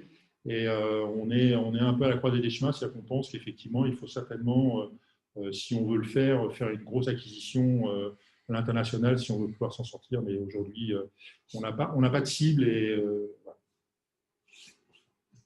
Alors, j'avais quand ce sont les créateurs d'entreprises, puisque avec Philippe Roche, on anime les créateurs. Pour les créateurs, on se pose la question, finalement, est-ce que tu as profité d'un contexte favorable pour la création de ton entreprise? Est-ce que c'était la chance? Qu'est-ce qui, à ton avis, est-ce qu'il y avait ce côté contexte favorable? Parce qu'aujourd'hui, il y a le Covid qui n'est pas forcément totalement favorable, mais qui peut générer aussi des opportunités. Est-ce que j'ai bénéficié d'un moment favorable, tu veux dire, par rapport à ce que ça serait aujourd'hui? Non, c'est-à-dire comment est-ce que tu penses que c'était porteur à ce moment-là? Parce qu'on a commencé par le conseil. Donc, le conseil, c'est facile de se lancer dans le conseil. Donc, il y avait le conseil, il y avait effectivement des logiciels qu'avait développé Yvon. Donc, on avait un peu les débuts, les deux jambes, parce qu'effectivement, il avait été en indépendant pendant 4 ans avant, et il avait développé un un atelier de génie logiciel qui s'appelle Alex, qu'on a toujours dans notre catalogue. Et donc ça, effectivement, ça nous a aidé au démarrage, parce qu'effectivement, ça nous a permis de faire des développements informatiques sur son AGL. Mais sur l'activité, donc, il y avait effectivement ce passé d'Yvon. Sans ça, sincèrement, une activité de conseil, je continuais à faire ce que je faisais avant avec les employeurs. Donc, ensuite, la partie peut-être où effectivement on a bénéficié, c'est quand on a accéléré un peu le mouvement avec des développements informatiques liés effectivement à l'an 2000, à l'euro, à tous ces sujets-là. Maintenant, peut-être qu'on en profiterait moins, puisqu'effectivement, il y a quand même de plus en plus de RP, donc les solutions ont tendance à se standardiser beaucoup plus qu'elles ne l'étaient avant. Donc peut-être qu'effectivement, il y aura un terrain moins favorable aujourd'hui que ce que j'ai pu connaître à l'époque sur cette deuxième partie. Ce que je retiens de ce que tu viens de dire, c'est qu'effectivement, démarrer avec du conseil, ce n'est pas forcément une mauvaise idée. C'est ce qu'on voit d'ailleurs auprès de certains créateurs qui créent des logiciels, mais finalement, très vite, le conseil arrive aussi en tant que produit. Il y avait d'autres questions, Frédéric? Oui, une des questions, c'est justement, vous avez expliqué comment vous avez démarré avec du conseil, ça vous a procuré du revenu pendant le lancement. Une des questions posées par un de nos auditeurs, Frédéric Schneider, que je remercie, il nous demande comment avez-vous financé la suite? Est-ce que tout a été en autofinancement ou est-ce qu'à un moment donné, hormis en 2002 où il a fallu recapitaliser l'entreprise, est-ce que vous avez fait venir des capitaux extérieurs d'une manière ou d'une autre? Non, tout a été en autofinancement. On n'a pas eu besoin de faire rentrer de capitaux extérieurs. Et je pense qu'on n'a même pas dû avoir d'emprunt auprès des banques. Bon, j'avais négocié des découverts, mais que de temps en temps, je m'obligeais à utiliser parce qu'on m'avait dit attention, si tu ne l'utilises pas, ils peuvent être supprimés comme ça du jour au lendemain. Voilà. Non, mais on n'a pas eu de problème de financement finalement. On s'est autofinancé à la fois avec nos activités de conseil, mais également avec nos activités de développement spécifique. Et par exemple, je me revois par exemple avec le groupe Les Échos. On a développé un logiciel qui s'appelle Star, qui est toujours utilisé par le groupe Les Échos, qui est une gestion commerciale pour la publicité. À l'époque, avec la direction générale, j'avais négocié effectivement le fait qu'ils payaient le logiciel, mais nous, on le faisait donc un petit peu plus riche que leurs besoins parce qu'on avait comme idée de le commercialiser à l'extérieur. Et à l'époque, la direction générale m'avait dit, écoute, pas de problème, ça reste ta propriété, simplement, je te demanderai de nous parler des éventuels prospects que tu envisages. Et je me souviens à l'époque, j'avais quelques années après, j'étais parti les retrouver en disant, voilà, il y a la Tribune qui est intéressée par notre logiciel. Ils m'ont dit, Eric, c'est ton logiciel, tu en fais ce que tu veux, mais si tu travailles avec la Tribune, on arrêtera de travailler avec toi. Donc, je n'ai pas commercialisé la Tribune. Voilà, mais donc, effectivement, à chaque fois qu'on a développé un produit, on a plus spécifique pour un client, on a plutôt, parce que pour les échos, c'est ça, on avait fait un cahier des charges, on avait regardé le marché, il n'y avait pas d'outils pour se faire, et donc on a proposé effectivement de développer un logiciel, et ça a été un peu pareil sur notre logiciel de gestion des rentes. On avait des appels d'offres qui arrivaient, et on s'est dit, mais c'est pas possible, il faut qu'on développe quelque chose autour de ça. Donc là, les rentes, par contre, on l'avait effectivement sur fonds propres. Philippe avait une question. Oui. Après le problème de 2002, il y a un client qui a pris 50% du capital. Est-ce que tu as réussi à le racheter ou il a toujours 50%? Non, alors c'était effectivement un groupe qui avait une activité en France, en Europe, une activité au Gabon. Un des fondateurs a eu des problèmes de santé. Donc, il était résident gabonais, il est rentré en France, et comme il restait plus de 6 mois en France, le fisc lui est tombé dessus sur l'impôt sur la fortune. Et il a très, très mal pris. Et donc, du coup, il a dit, hop, on balance toutes nos activités qu'on a en France. Donc, ils avaient une fonderie à Caen, ils avaient des concessions BMW, enfin, il y avait pas mal d'activités en France. Et donc, ils ont tout revendu. Et donc, moi, à l'époque, je leur ai dit, attendez, on se connaissait bien, je lui ai dit, vous partez de la France, est-ce qu'on peut racheter nos parts? Ils m'ont dit, écoute, Eric, on a toujours considéré que c'était ta société, donc oui, fais-nous une offre. Et donc voilà, on leur a fait une offre. Donc globalement, ils ont fait un bon investissement, mais ça s'est plutôt bien passé. Globalement, ils ont plutôt raisonné comme si ça avait été un emprunt avec des pourcentages. Et donc effectivement, au moment du départ de mon associé Yvon, donc on a racheté les parts Yvon, on a racheté les parts à cette société et on a créé la holding qui contrôle aujourd'hui 80%. Donc aujourd'hui, effectivement, on n'est que des managers actionnaires. Il n'y a personne d'externe. Alors, je reviens sur certaines des questions de l'auditoire à distance. Ludovic qui nous pose une question, c'est celle du pivotement de société de conseil à éditeur de logiciels. Comment avez-vous fait et quels étaient les écueils et comment les avez-vous évités? Alors, ça s'est fait, ça s'est fait de deux façons. Au début, en 89-90, finalement, le marché nous demandait des compétences en aéronautique, en automobile, enfin, plutôt des compétences très métiers pour les clients pour lesquels on intervenait. Et petit à petit, le métier a évolué, où les clients nous ont demandé non pas des compétences métiers, oui, mais ce qui primait, c'est la compétence sur le logiciel que le client mettait en avant. Donc, c'était à l'époque BAN, c'était Oracle, c'était SAP. Et donc, petit à petit, on est passé d'un métier de conseil un peu multimarque, si je veux dire, à que du SAP. Donc, on s'est positionné déjà. Alors, ce n'était pas notre logiciel, mais on s'est positionné autour de SAP. Et moi, autour de SAP, je suis mindé récurrent. Et donc, moi, ce qui m'intéressait, c'est effectivement d'avoir une base installée SAP sur laquelle on assurait la maintenance. Donc, on était le plus grand centre de maintenance de SAP en France, hors SAP. Et donc, ça nous permettait effectivement de développer du récurrent, de développer de la TMA sur la base installée. Et on s'est trouvé, donc ça nous a permis effectivement de basculer sur l'aspect logiciel, même si ce n'était pas notre logiciel. Et puis de l'autre côté, on avait effectivement nos propres logiciels sur lesquels effectivement on a mis une action plus en force. Donc on a recruté des commerciaux, parce que jusque-là, quand vous vendez du conseil, c'est les associés qui vendent. Même j'avais du mal à expliquer à mes jeunes associés dans le conseil qu'un commercial, ça servait à quelque chose. Ils disaient, maintenant, on est capable de vendre, on a besoin de personne pour vendre. Ouais, enfin, quand tu vends un logiciel, tu as été voir un mec qui n'en veut pas aujourd'hui, il faut que tu le rappelles demain, tu essayes de rentrer par la fenêtre, etc. Ça, nous, on ne fait pas. C'est un commercial qui le fait. Donc, effectivement, petit à petit, on a fait rentrer des commerciaux dans l'affaire. Et puis, donc, on est parti de SAP parce qu'effectivement, SAP, globalement, n'a pas vraiment joué le jeu. C'est-à-dire qu'effectivement, il a laissé venir des prédateurs sur notre base installée, où globalement, le client payait une certaine somme. Et puis, on a vu des gens arriver pour casser les prix. Et moi, je me disais à SAP, mais attendez, laissez pas faire ça.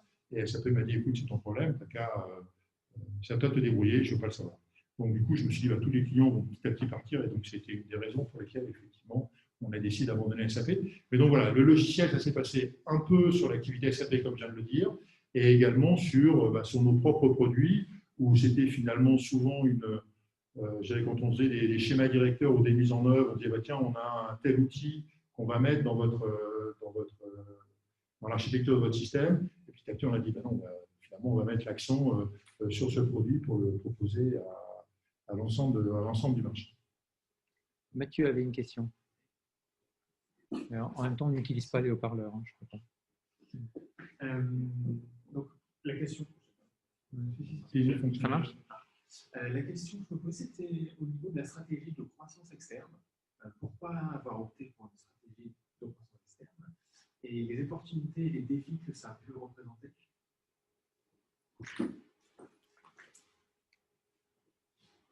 Alors, dans les croissances externes, où il y a eu finalement, quand on prend première croissance externe, c'était donc un ERP qui s'appelle Octet.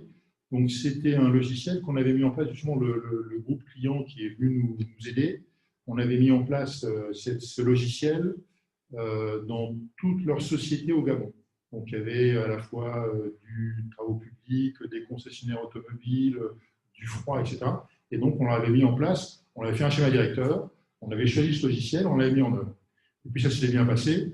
Et quelques mois après, la chef de projet nous appelle en disant « Oh là là là là, notre patron vient de nous vendre, il nous a vendu un gars, il ne comprend rien au logiciel, il est constamment sur notre dos pour dire comment ça se fait qu'on n'a pas vendu nos jours. Donc, c'est quelqu'un qui vient plutôt du service informatique, où finalement, ce qui est important, c'est le taux de staffing des individus, et pas du tout dans une approche logicielle. Donc, on part à la cata, faites quelque chose. » Donc, on a regardé, on avait un bon client, justement, et d'ailleurs, c'est une des raisons pour lesquelles il est venu nous aider, c'est qu'effectivement, on était à ce moment-là. C'est pour ça qu'on a fait l'acquisition de ce logiciel.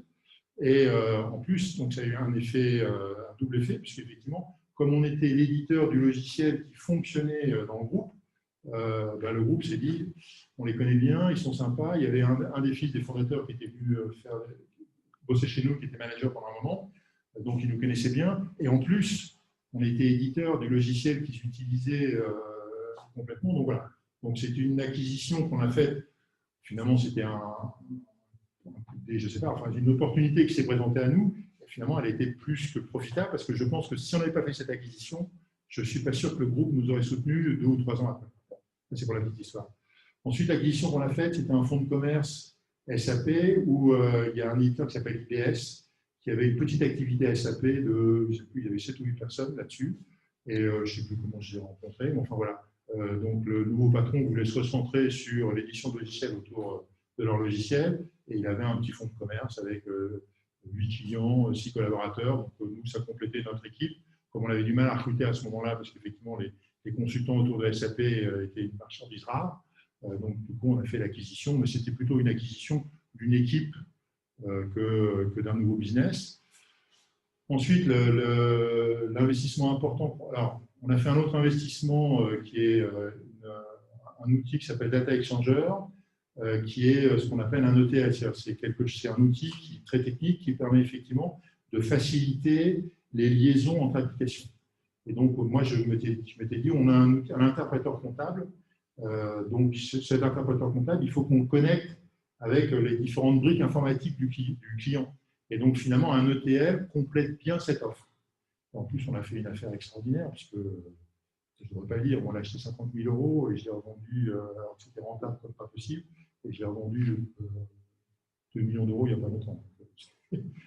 Non, mais là, c'était effectivement, c'était stratégique par rapport effectivement à un complément de notre logiciel, et on avait déjà fait une offre 5 ou 6 ans avant de faire l'affaire, qui avait été refusée. Et donc là, ils étaient dans une panade noire. Enfin, bon, il y avait eu des détournements de fonds, donc ils voulaient absolument s'en débarrasser le plus vite possible. On les connaissait bien, donc on a fait une offre très rapide, sans garantie de passif, sans machin, sans truc. Et c'est pour ça qu'ils ont bradé. Par contre, la grosse acquisition qu'on a faite, c'était Tétis. Donc c'était tout ce qui est moyen de paiement. Donc on l'a faite pourquoi? Parce qu'effectivement, leurs clients étaient des clients qu'on connaissait, c'est-à-dire effectivement, c'était des directions financières et des directions de trésorerie qui étaient également nos clients sur Easy. Et puis ensuite, c'était une société qui avait déjà fait la transformation SaaS. Et comme effectivement, nous, on n'avait pas commencé encore et on savait qu'on voulait y aller, on s'est dit, tiens, c'est des gens qui vont nous faciliter cette transition en mode SaaS. Et donc voilà, donc ça c'est plutôt bien passé. Donc, voilà un peu les principales activités. On vient de faire une dernière acquisition il n'y a pas très longtemps, Cashol, qui complète effectivement toute la partie budget, trésorerie, etc. Moi, j'ai encore au moins 5 ou 6 questions à vous poser de la part de nos auditeurs à distance. Certaines appellent des réponses sans doute assez courtes par rapport à d'autres. L'une d'entre elles, l'infrastructure est-elle sur cloud ou propriété de l'entreprise? Non, là, on passe sur des prestataires externes. On n'assure pas nous-mêmes l'hébergement. Okay. La suivante, ça c'est un expert qui nous les pose. Avez-vous des clubs utilisateurs? Comment émergent les modules et les fonctionnalités nouvelles? Alors, on a effectivement, on n'a pas vraiment un club utilisateur, parce que le club utilisateur, théoriquement, ça s'aligne tout seul. On a des journées utilisateurs que nous animons nous-mêmes. Donc là, avec le Covid, ça va être un peu chaud. On va essayer de le faire à distance, mais ça va être un peu compliqué. Donc, effectivement, on a une journée utilisateur tous les ans, sur lesquelles on invite l'ensemble de nos clients. On essaie de faire ça ensemble, parce qu'on a quand même des clients qui ont plusieurs de nos offres. Donc, même si les offres sont très différentes, on a quelques clients qui sont intéressés par l'ensemble de nos offres. Et effectivement, pendant ces journées utilisateurs, on anime des sessions où on leur présente la roadmap, on leur demande effectivement les évolutions qu'ils souhaitent, etc. Donc, on essaye effectivement d'enrichir notre roadmap au niveau de ces journées utilisateurs. Alors, une autre question. Trouver un bon associé cofondateur nécessite un alignement des planètes qui n'est pas toujours au rendez-vous. Avec le recul, auriez-vous pu démarrer seul et développer votre entreprise? Je pense pas. Je pense que ça fait partie de ça. Oui, je crois que vous l'avez dit. Oui, je pense que, sincèrement, alors c'est toujours difficile de se faire. La première fois, en 86, j'avais essayé de monter finalement une affaire. On était 4 autour de la table à discuter. Donc, les 3 autres m'ont dit, vas-y, commence, on te rejoint. Je ne l'ai pas fait. Donc, ça prouve bien qu'effectivement, je ne me sentais pas je me sentais pas là, enfin là, moi, je sais pas. Non, je pense que c'était. Non, j'ai envie de faire un truc collectif et tout ça, je me le sentais pas. Ouais, c'est clair. Est-ce que la formation aux mines était adaptée pour un chef d'entreprise? C'est enregistré. Bah, c'est une formation pluridisciplinaire, donc moi j'ai fait effectivement l'option informatique, gestion informatique. Oui, enfin, on apprend des choses. Maintenant, on a fait un peu de compta, on a fait. Oui, je pense que ça ouvre, ça nous permet effectivement d'être un peu à l'écoute, d'avoir une vision à 360, etc. Maintenant, je ne connais pas d'autres formations, donc est-ce qu'il y a d'autres formations qui seraient plus bénéfiques? Je ne sais pas, mais enfin, en tout cas. Commercial. Non, mais effectivement, pour moi, c'était une bonne formation. La question suivante, que pensez-vous des levées de fonds en phase d'amorçage de plusieurs millions d'euros qui valorisent considérablement des jeunes pousses? Alors, je ne sais pas si la plateforme. Enfin, bon, c'est vrai que les modèles SaaS, là, je suis en train de regarder effectivement en ce moment, c'est un peu de la folie, hein, la façon dont c'est valorisé. Hein.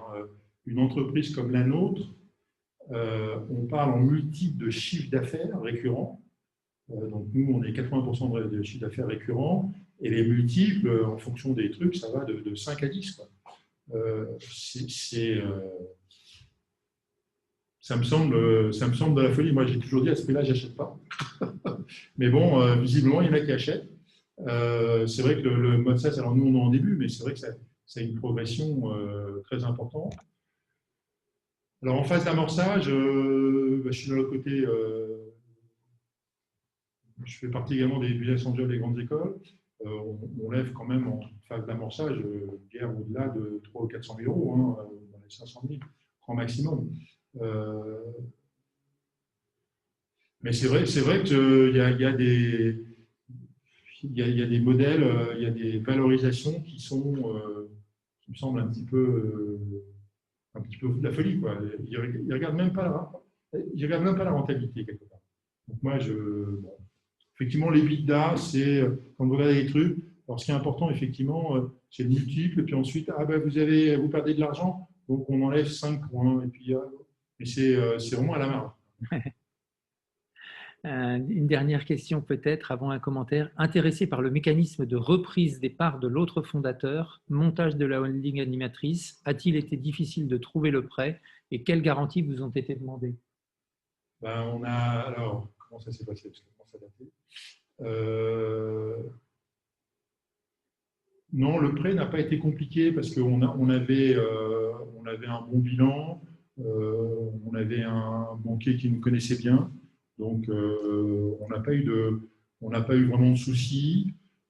Et puis en plus, globalement, on avait nos anciens associés qui n'ont pas été trop gourmands, je dirais, et qui nous ont également, de mémoire, je ne me souviens plus bien, hein, mais je crois qu'effectivement, il y avait une partie qui était financée par eux. C'est-à-dire qu'effectivement, on leur a payé au fur et à mesure. On n'a pas tout payé d'un coup. Donc, on a été également aidé par eux. Mais on n'a pas eu de problème particulier, effectivement, sur le financement. Je crois que la réponse, c'est que votre société était déjà une belle société à ce moment-là. Oui, elle était déjà saine. Et, une belle société, ça se finance. Voilà, ça s'est financé sans trop de problèmes. Bon, puis la dernière intervention à distance, c'est Claire Perrin à nouveau qui nous dit qu'elle apprécie beaucoup votre transparence sur vos succès et sur vos difficultés. Et c'est peut-être le moment de faire la transition avec votre dernière page où je crois que vous vouliez nous parler des facteurs clés de succès, il me semble, avec une petite synthèse, c'est ça? Oui, effectivement. Je ne sais pas comment tu fais la bascule. Voilà, une façon de faire un retour sur toute votre… Finalement, tel que mes messages, hein.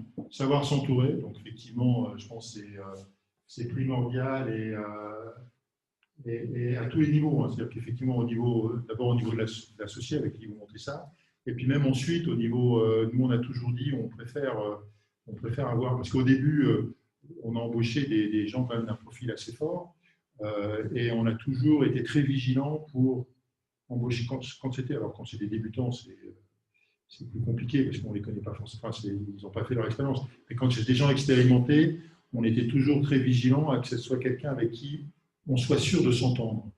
Et pas quelqu'un, moi j'ai toujours dit, quelqu'un qui m'apporte 50% de chiffre d'affaires en plus, mais avec qui je sais que dans 3 ans, je vais partir en conflit, ça ne m'intéresse pas.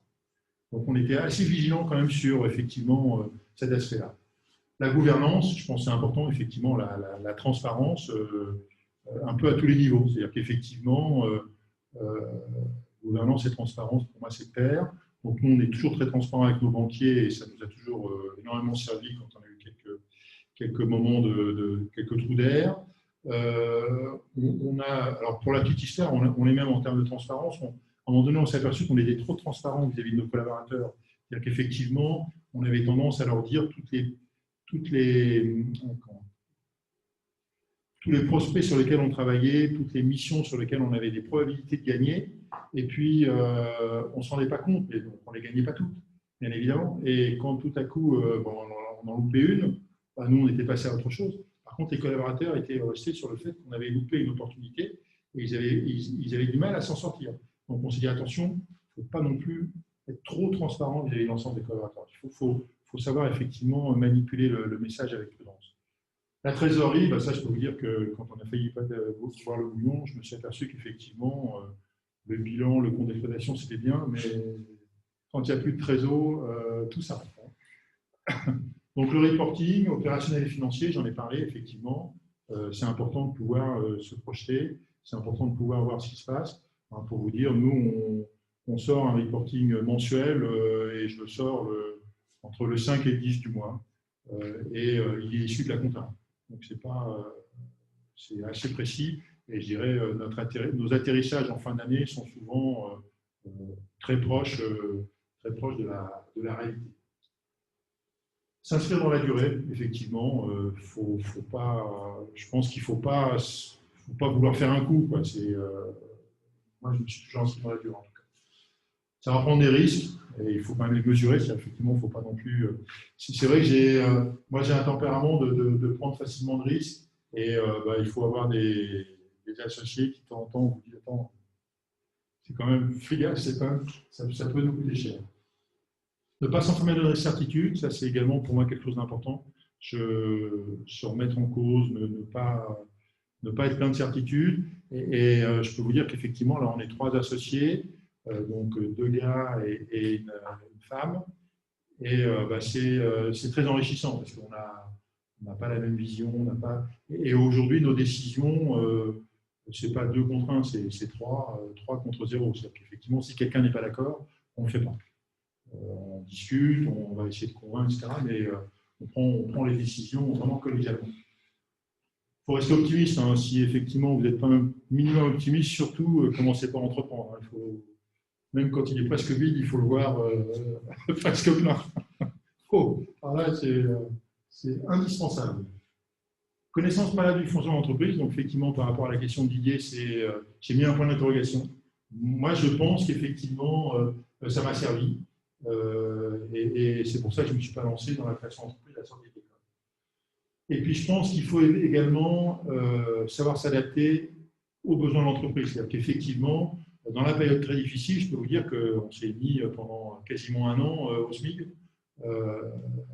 au minimum, pour continuer quand même à avoir notre retraite qui courait, notre couverture sociale, etc. Mais voilà, il faut savoir effectivement s'adapter aux circonstances et pas il faut protéger la société avant de se protéger. Voilà mes quelques recommandations ou facteurs clés de succès. Je ne sais pas comment dire. Tu parlais là de la gouvernance et une remarque intéressante de gouvernance qui n'est pas tout à fait standard par rapport à ce qu'on voit d'habitude, c'est le côté très égalitaire de la gouvernance. C'est-à-dire au départ 50-50. Bon, il y a un bon contre-exemple du fait que ça marche. Hein, souvent, ça ne marche pas bien. C'est d'accord. Mais, et puis là, c'est ton cas. Et puis là, vous êtes à un tiers. Donc ça, c'est un point. Ça vous pète le coup, on touche encore un petit mot de pourquoi ce choix. C'était un choix finalement. Alors, c'était un choix. Ce qui s'est passé, c'est qu'effectivement, au départ d'Yvon, il y avait 4 associés qui, à l'époque, il y avait, ils étaient associés, ils avaient pourcentage, il y avait 1 ou 2% du capital. Ils étaient associés en titre, mais sans vraiment être très, très représentés au capital. Et globalement, moi, ça a toujours été dans ce genre de société, les personnes qui ont de la valeur, qui s'inscrivent dans la durée. Et si on ne leur propose pas, au bout d'un moment, de monter au capital, les personnes vont s'en aller. Donc, effectivement, dans les 4, il y en avait 2 qui étaient plus entrepreneurs que les 2 autres. Et donc, effectivement, les 2 autres ont dit non. Alors, il y en a un qui a eu autant, je vais acheter des gîtes, j'exploite des gîtes, je n'ai pas envie de me lancer là-dedans. Donc, les 2 qui étaient effectivement plutôt des profils. Alors, il y en a un qui est profil très entrepreneur. Son père était, à la retraite, mais avait une entreprise sur le port du Havre de manutention, etc. Donc, c'est un boulot un peu hard avec les syndicats du port, etc. Donc, lui, finalement, c'était le fils de l'entrepreneur. Donc, il avait envie d'entreprendre, il était demandeur. Elle, par contre, profil très différent. Son père était à la SNCF. Il était cheminot, donc elle n'est pas du tout l'esprit entrepreneur au début. Et puis, finalement, elle a voulu nous suivre. Et donc, moi, j'ai considéré qu'effectivement, si je voulais vraiment qu'il soit dans la barre, qu'il fallait, alors à 3 rames, c'est peut-être plus compliqué qu'à 2, mais finalement, je me félicite parce qu'il n'y a pas de discussion sur bah oui, mais t'as plus que moi, mais je ne comprends pas, tu performes moins que moi, etc. Au moins là, voilà, c'est égalitaire. Il n'y a pas de question, et puis à la limite, il vaut mieux que le gâteau grossisse bien, même s'il n'en a qu'un tiers, plutôt que d'avoir la moitié d'un gâteau qui ne grossit pas. Voilà, c'est un peu ma vision des choses, et je m'en félicite. C'est pas tous les jours fait, c'est pas bon. On ne s'engueule jamais. Alors, il y a des fois, effectivement, des décisions. Par exemple, moi, je suis très sur l'immobilier entreprise. On a fait une première opération. On a refait une deuxième opération 3-4 ans. C'était compliqué parce qu'effectivement, là, il a fallu convaincre. J'ai mis 3 ans à convaincre, mais j'ai fini par convaincre. Et si elle avait dit non, c'est intéressant parce qu'effectivement, par exemple, dans la gouvernance anglaise, c'est un point qu'on souligne, c'est que contrairement à la gouvernance française où dans les conseils d'administration, on vote, dans les conseils d'administration anglais, on considère que voter, c'est un échec et qu'il faut arrêter la décision et on va travailler et puis on va arriver effectivement, comme tu dis, à une décision collégiale. Donc c'est pour ça que je trouvais que c'était très intéressant parce que souvent, quand on crée, on dit éviter quand même le 50-50 parce que quand il y a un conflit, ce n'est pas très facile à gérer. Alors, tu parlais du Covid aussi, j'avais juste une question sur le Covid. Tu parlais de l'angoisse du personnel. C'est un point qui est très important, je pense, aujourd'hui. Comment tu vois la gestion de l'angoisse du personnel, effectivement liée au Covid et puis à tout ce qui peut en s'ensuivre ou à d'autres angoisses? Alors, nous, sur le Covid, il est toujours présent. On est tous masqués, on va passer à distance. Donc, on a aujourd'hui, effectivement, nous, on continue à. Aujourd'hui, on en est par rapport à ça. Moi je trouve que le Covid, la question vis-à-vis du personnel, ce n'est pas le fait qu'ils bossent. C'est-à-dire qu'effectivement, je n'ai aucun problème sur le fait que les collaborateurs continuent à bosser. Et je pense qu'ils bossent même plus que quand ils sont au bureau. Effectivement, ils ont des espaces de temps consacrés au travail qui, je pense, est plus important. Il y a toujours des tirs au flanc, mais à mon avis, c'est marginal. Par contre, moi, ce qui me soucie aujourd'hui, c'est la cohésion d'équipe. C'est-à-dire qu'on a recruté 25 personnes pendant la période de confinement. C'est vrai que c'est compliqué. Quand vous avez un collaborateur qui rentre, il passe au bureau juste pour prendre son ordinateur ou on lui explique par DHL. Il voit tout le monde par Google Meet, par Zoom, par machin. C'est vrai qu'il n'y a plus la machine à café sur laquelle finalement on sort un peu de son équipe pour voir un peu ce qui se passe au niveau. Donc ça, c'est un souci. Donc aujourd'hui, on a imposé à l'ensemble des collaborateurs de revenir 2 jours par semaine. Ils peuvent rester toute la semaine s'ils veulent, mais en tout cas, comme on a une organisation matricielle, on a un jour pour la partie verticale et un jour sur la partie horizontale. Donc, qu'effectivement, les gens puissent quand même communiquer sur place un peu plus. Aujourd'hui, ce qu'on essaye de voir, moi, ce qui m'importe, je dirais, c'est que de voir comment on va devoir faire évoluer notre mode de management. C'est-à-dire qu'effectivement, on a des populations quand même assez hétéroclites entre des consultants qui, finalement, ont l'habitude d'échanger, ils sont toujours, effectivement, dans des projets avec des clients, etc. Donc, ils échangent. Et puis, des développeurs qui sont, finalement, un peu seuls devant leur écran, où je me dis, il faut qu'on fasse attention parce qu'il faut imposer aux managers de ces gens-là de les appeler plus fréquemment, d'avoir une relation un peu différente de ce qu'ils peuvent avoir aujourd'hui. Aujourd'hui, enfin avant, dans le bureau, ils passaient derrière, bon, comment ça se passe, etc. Là, il n'y a plus ça. Donc, on a lancé un groupe de travail, leur copie demain, je crois, dans après-demain, sur finalement comment faire évoluer notre mode de management. Alors, effectivement, par rapport à ce que tu dis, la crainte au niveau du Covid, on essaye, nous, d'avoir un message rassurant au niveau déjà de la partie bonne tenue de la société, sur le fait qu'effectivement, il n'y a pas de licenciement, il n'y a pas de chômage technique, il n'y a pas de chômage partiel, on a une bonne trésorerie, on va être en dessous du budget, mais on est quand même très rentable, on est meilleur que l'année dernière. Enfin voilà, donc tous ces éléments de rassurance au niveau business, en tout cas.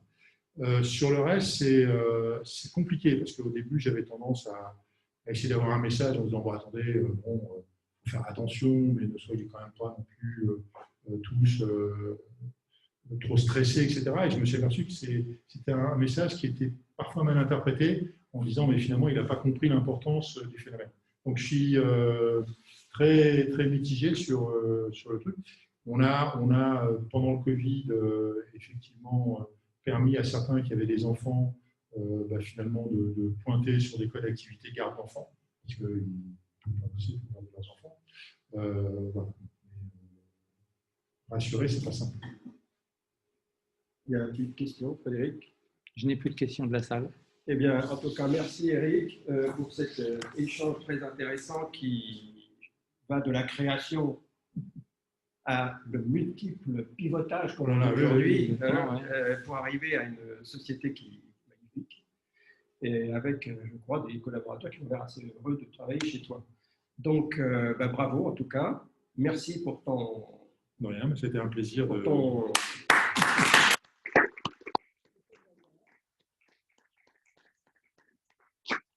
Merci à tous d'avoir participé, notamment nos auditeurs lointains, parce que je pense que cet essai, cette premier essai de réunion mixte, à la fois distante et en présentiel, finalement, a l'air d'avoir à peu près bien fonctionné. N'hésitez pas à nous transmettre vos suggestions, remarques et critiques. Pour ceux qui sont là, ils auront la chance de pouvoir participer au pot qui nous attend tous derrière. À santé. Merci beaucoup.